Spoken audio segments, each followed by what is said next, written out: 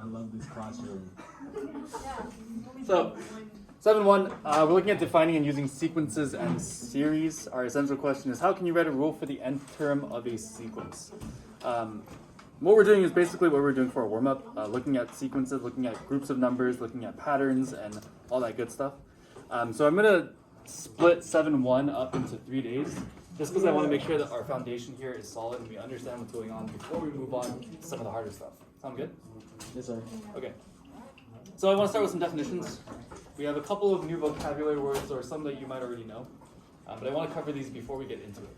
First one being sequence. What is a sequence? A pattern of things. A pattern, sure. What else is a sequence? Repeated things. Repeated things, sure. A structured repeating thing. So what we can call this, we can say that a sequence is in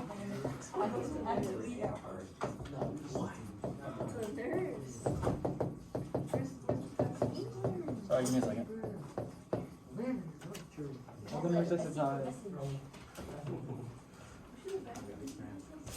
So a sequence is an ordered list of numbers, which is what we're working with on our warm-up. We have a list of numbers that has a specific order to it.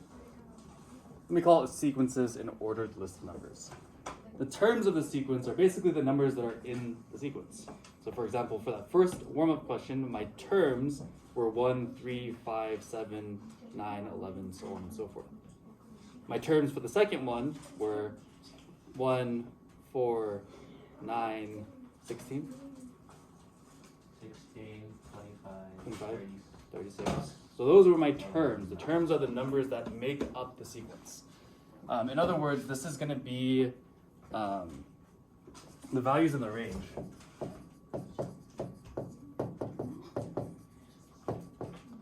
You guys remember domain and range, yes? Yes, sir. Yes. Wait, Domain is X or Y? X. Range is Y. Yes. In Miss Pham's class, she never really went in on that, or maybe she did, but we didn't really learn it. So can you please explain, sir? 'Cause, Sure. You know, Miss Pham is Miss Pham. I'm not gonna lie to you. So what the range is, it's my outputs or my Y values. In other words, if I have some sort of input, let's say my X value is 1, then I can plug it into an equation and it gives me some sort of Y value. So input versus output. Does that make some sense? So our terms of our sequence is going to be all of our outputs. Our range is just going to be the order that they're in. Yes, sir. We have finite and infinite sequences. What does finite and infinite mean? Finite is almost always. Kind of. Because infinite means it forever goes on. Yes. Finite is like half of that. So Close. Like, it ends at one point. Good. But it So has, infinite means that it's going on forever and ever, right? yes, sir. If you say we have, I don't know, what am I trying to say? Infinite amount of cells. Sure, infinite amount of cells. I don't Infinite think is that sounds never correct, ending, right? But, you know. Finite is going to be the opposite of that. So finite means that there is some sort of end to it. So a finite sequence is going to give you guys a good definition here. Well, actually, what's it called? The cells could be a definition for finite because we die, so the cells just stop at one point. True.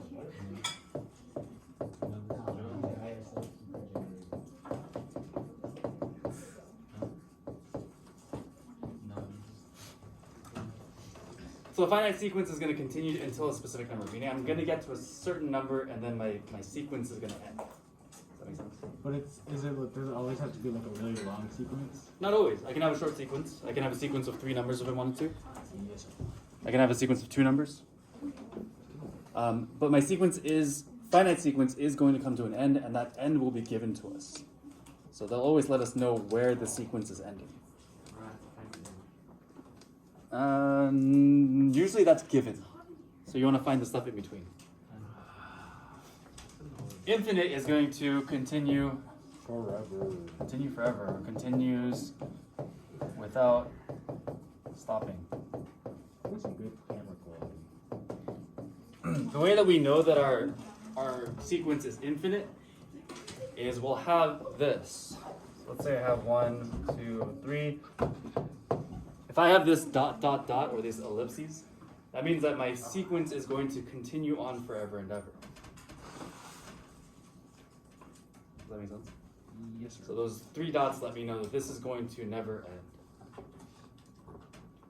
Question so far? No, sir.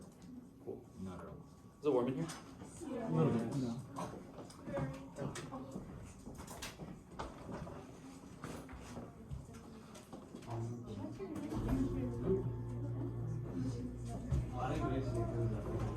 It's so bad. I did it like 2 minutes. Oh, that sound like I don't know, it's always so funny. He has like so much like emphasis in Jesse, how are you doing today? Alright. Ready to learn. So looking at sequences, like I said, there is our domain and our range, our input and our output. The nice thing about these sequences is our domain's always going to be the same. Our domain will always be 1, 2, 3, 4 until we reach n, until we reach however many numbers are in our sequence. So it could end at 4, could end at 5, could end at 6, so on and so forth. But our domain is always going to be those numbers because it's telling us the relative position of each term. Meaning that the first number is the first in the sequence. 2 is going to be the second in the sequence. 3 is going to be the third in the sequence, so on and so forth. So if my domain is 10, then what number am I looking at in my sequence? The 10th one. Makes sense, right? The only thing that's changing here is the actual terms itself. So the terms change depending on what kind of pattern I'm dealing with. Whether I'm counting by odd numbers, or I'm counting by 2s, by 4s, if I'm multiplying something. And this changes depending on that. And we denote this with a sub 1, a sub 2, a sub 3, a sub 4, until we get to n. And these are the actual terms of my sequence.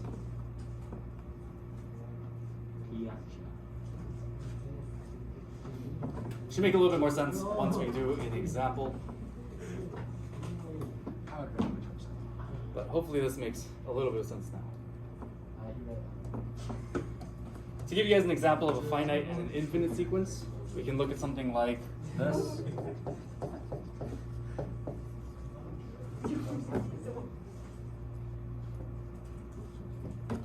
So how many terms do I have in this sequence? 2. I mean 4. 4. Yes, you got it. There's 4 numbers in my sequence, so there are 4 terms. What are the terms? 2, 4, 6, and 8. Those are going to be the terms of my sequence. I should probably. If I have an infinite sequence, I'm going to end this with a dot, dot, dot. Good. And this one, I don't know where it ends, but I do know that there is a pattern that exists here. Still going by 2. If that's going by 2, 2, how is it a finite sequence? A finite? Finite sequence because it ends at 8. Oh, because you didn't put the dot, dot, dot. Right. This is going to keep going on and on and on. It would include 10, 12, 14, and so on. More language arts and math. We can define our sequences with an equation, or we can give it a rule. For example, this one is 2n. What I mean by that is I'm taking my domain being, this is the first, this is second, this is third, this is fourth, right? First term, second term, third term, fourth term, so on. And we're taking whatever number we have here and we're multiplying it by 2. So the first number we're multiplying by 2 gives us 2, second one times 2 is 4, third times 2 is 6, and that's going to continue on. So we can create a rule for our sequence. So So using this rule, I can figure out what number comes in what place. So what's the 10th term of this sequence going to be? 20, because we're multiplying everything by 2, right? So the 10th term will be 20. What's the 50th term going to be? 100. And we can figure out what number is going to be in what term because of this rule. Does that make sense? Yes, sir. Cool. Questions?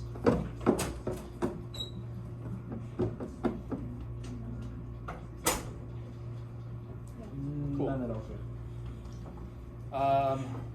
Can I scroll up, or do you guys need a little bit more time? I can wait. Okay, let me know if you need time. This is the fire hazard. Alright, so let's look at examples. What we want to do here is we want to write the first 6 terms of the sequence. So we're going to find out what are the first 6 terms given our rule. So they're telling us the rule. It says that an is equal to 2n plus 5. What I can do here is plug in 1 through 6 to figure out what those first 6 terms are. So I'm going to do it like this. So where'd you get the 6 from? Oh, First 6 terms. my mistake. So I'm going to say I'm going to replace my n's with the number 1. And that's going to tell me what my first term is going to be. If I multiply this, 2 times 1 is 2. 2. 2 plus 5 is 7. 7. So that means that my first term in this sequence is going to be 7. But can't you just put the 6 basically where the 1 is at? Yes, but I want to write the first 6 terms, meaning I want to know what all the terms are from 1 through 6. A lot of it. So I'm going to plug it in again. I'm going to plug in 2 now.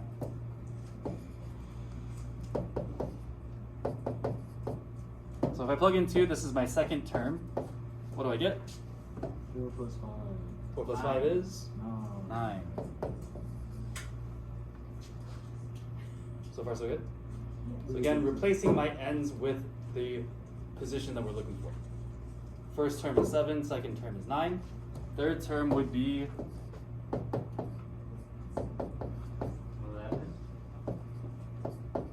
yeah, 2 times 3 is 6, plus 5 is 11.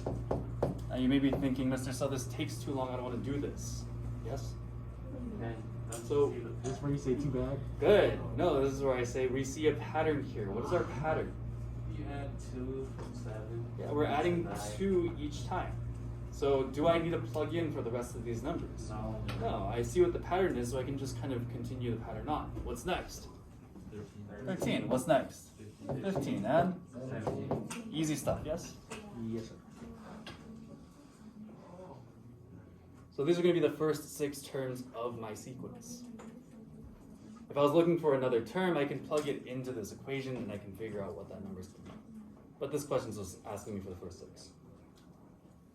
Cool? Very cool. Questions? Take a look at B. Yeah, so. I'm going to do the same thing here. Whoops, this is F.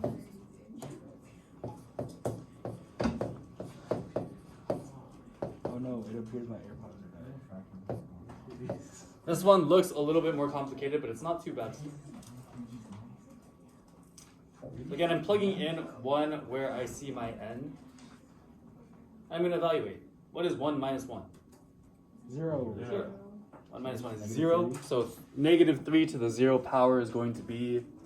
0. Plug it into your calculator. 0. Plug it in your calculator.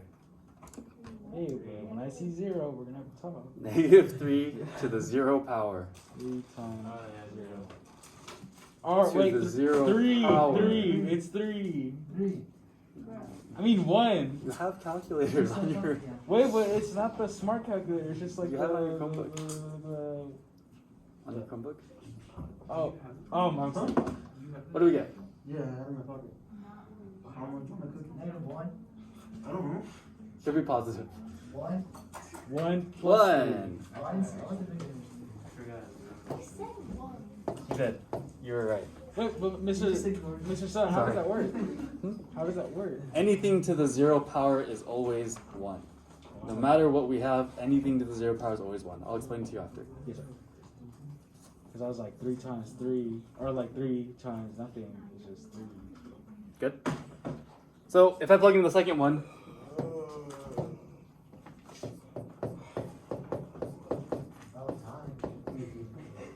if I plug in 2, what do I get? 3. Negative 3 to the first power is Negative 3. negative 3. See if you guys can figure out the pattern. Try to plug in the next one and see if you can figure it out. If you can't figure it out, plug in one more. I'll give you guys a few minutes and then we'll go through this. Question? Yeah.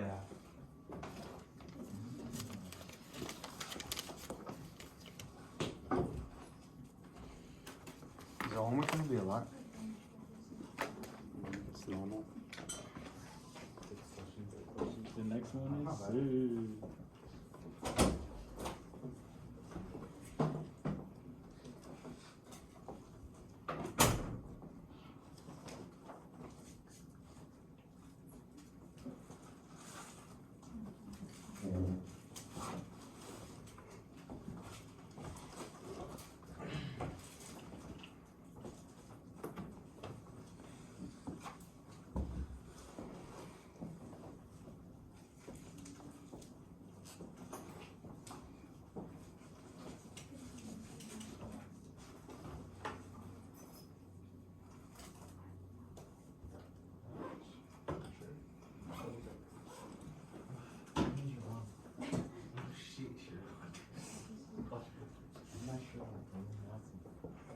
Sir, can I go to the restroom, please? Hold on just a minute. I have 2 people out right now. Yes, sir. If they're not back in a few minutes, I'll let you go. Can I put these back in my case? Because I think they're kind of dead and it's kind of hurting my ears. I don't want anything to cold, but I haven't cleaned them up. It's like 2 days. You know, germs. They can get you these days.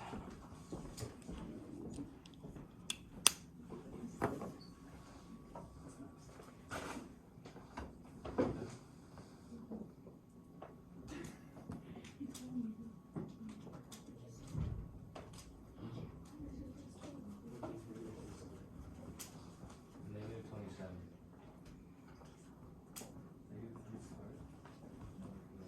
It's 6 and negative 18. I got 6 and negative 18. What was it, negative 6? Oh no, negative 3 times negative 3 is 6. Wait, no, 9. Ah,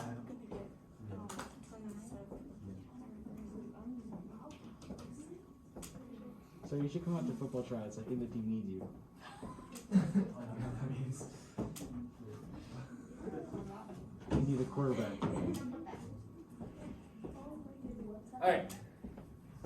I think we know how to plug in, yes? I hope so. Multiplying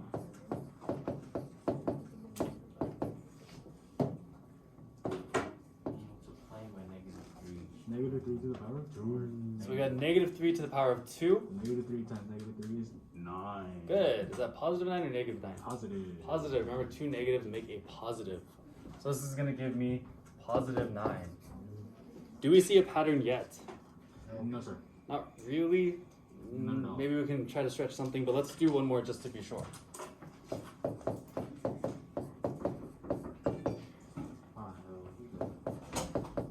sir. Just the news. 4 minus 1 gives me 3, so I have negative 3 to the third power, which is going to give me Negative 27. negative 27. Do we see a pattern now? No. Multiplying to the power of. I don't see one, to be honest with you. Multiply by negative. We're multiplying by Multiply by negative 3. we're multiplying by 3, but we're multiplying by a negative because our sign keeps switching, right? Yeah, you did. So to get from 1 to negative 3, I multiply by minus 3, multiply by another negative 3, multiply by another negative 3. So the next term should be Positive 81. positive 81, and my last term should be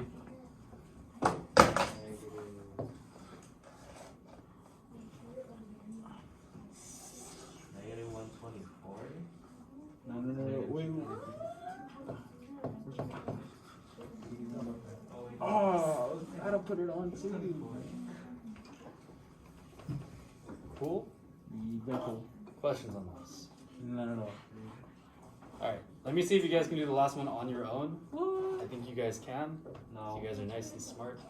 No, I hate fractions. Did you see the test scores? Oh my god.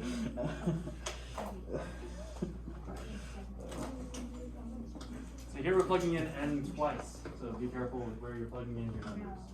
Sir, we need you at quarterback. We need someone who can do the physics for the ball. I go to the restroom.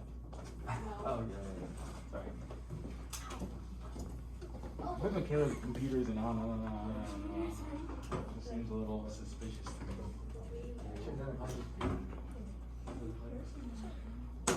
I have a handful of students that like to leave all periods, so.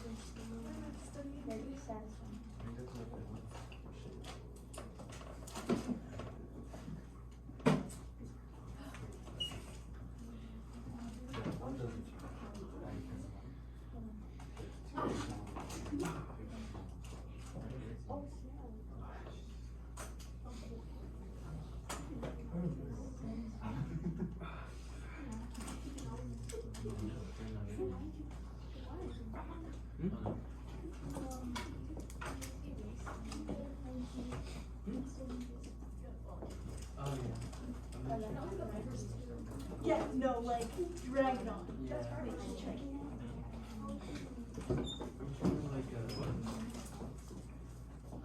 Alright. I think we got this because I think this is pretty straightforward, right? So, are you guys okay if I don't show the work here? Yeah.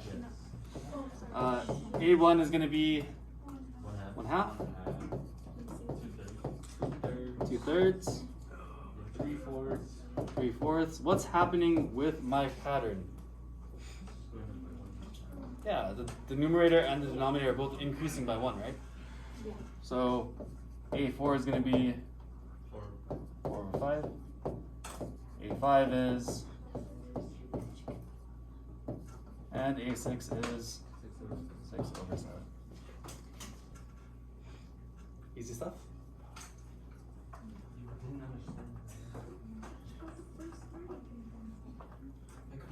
Questions on this? Alright, very last one. Sorry, this is taking a little longer than expected. But last question, can I have someone read this for me, please?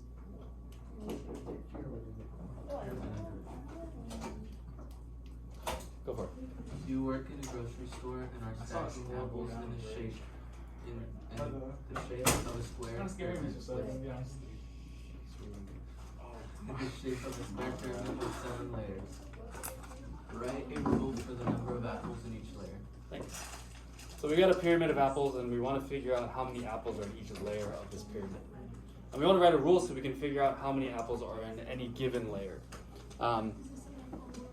Best way to do this is kind of set this up like we did with our warm-up earlier. If I create an XY table, then we can kind of figure this out. For my first layer, how many apples are there? 1. For my second layer, how many apples are there? 4. 4. You can think about it, if I'm looking top down, I can think about it like this. There's 1, 2, 3, 4, and that's how we're stacking this, because it's a square pyramid. I assume the next one is 8. Top down. So the next one should be 8. 10. 6. 9. So we're gonna put 3 this way, 3 this way, 3 this way. And the next one would be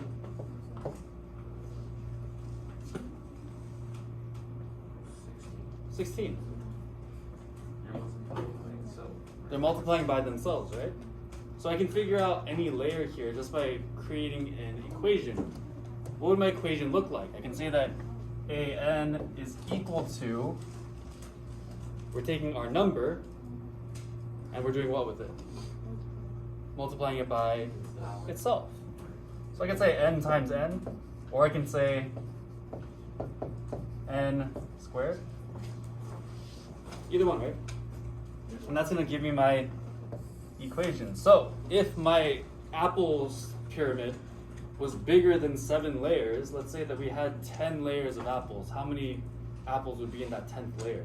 20 or 100, because 10 times 10 is 100. Does that make sense? Questions on this? No, sir, not at all. Okay, cool. All right, we'll stop it here and then we'll continue on tomorrow. Yeah. Don't forget your summary, and you guys can work on today's classwork on the ideas. If you have questions, please let me know.